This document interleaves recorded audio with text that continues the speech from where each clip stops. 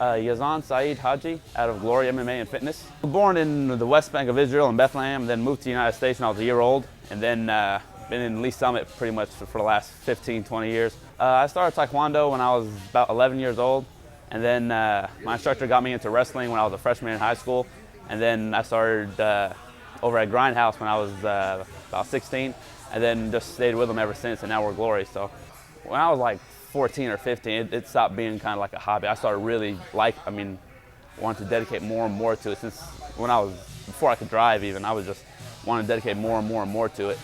Living in the fighter house, it's made it seem like it could be more of a career, more of a complete lifestyle. I learned so much living with Yazan Reno. I just learned so much. That guy's been all over the world, and just different things that he's seen and his perspective on things. It's just great. And then one of my best friends, James Lafernier, he's a great guy, and all three of us kind of keep ourselves in check, hold each other accountable. You know, we're all focused on the same goals, and chasing our dreams and trying to get the most out of life. My record now, I think it's like 5-6 or 6-6, something like that. And I just had kind of fights all over, and some fights I've done real well in, some I've mentally lapsed in, and that's something that's another thing the fighter house has helped me with, just helping me mentally just stay focused on my goals and work over those humps. Every single one of my fights, whether I've won or lost, I feel like I've gotten better in between.